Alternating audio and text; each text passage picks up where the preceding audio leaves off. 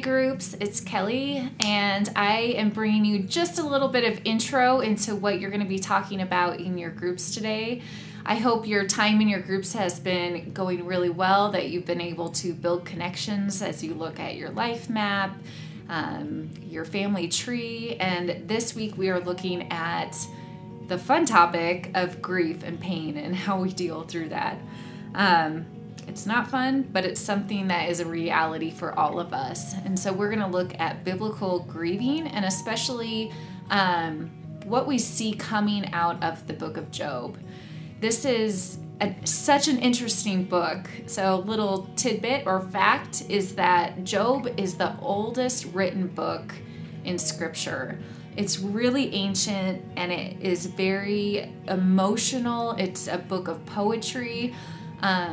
But we know that this is the best way to be able to learn and describe pain, because sometimes it goes beyond what we can verbalize or put into facts. And so we see the story of Job come about, and we see God in the story, and we see Job's reaction to his pain and his grief, and we see how his friends react to that.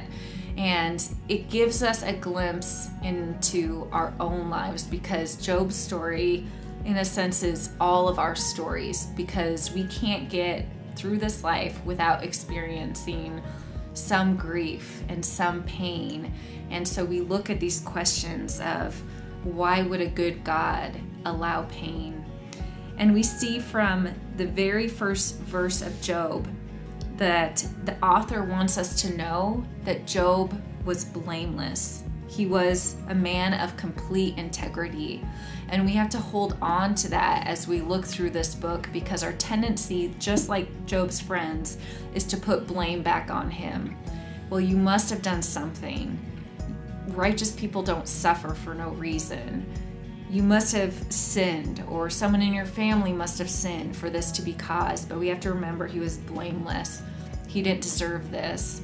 And it reaffirms in us that yes, there's some pain that comes into our lives because of actions we've taken, but sometimes we suffer and we deal with pain and grief for no fault of our own.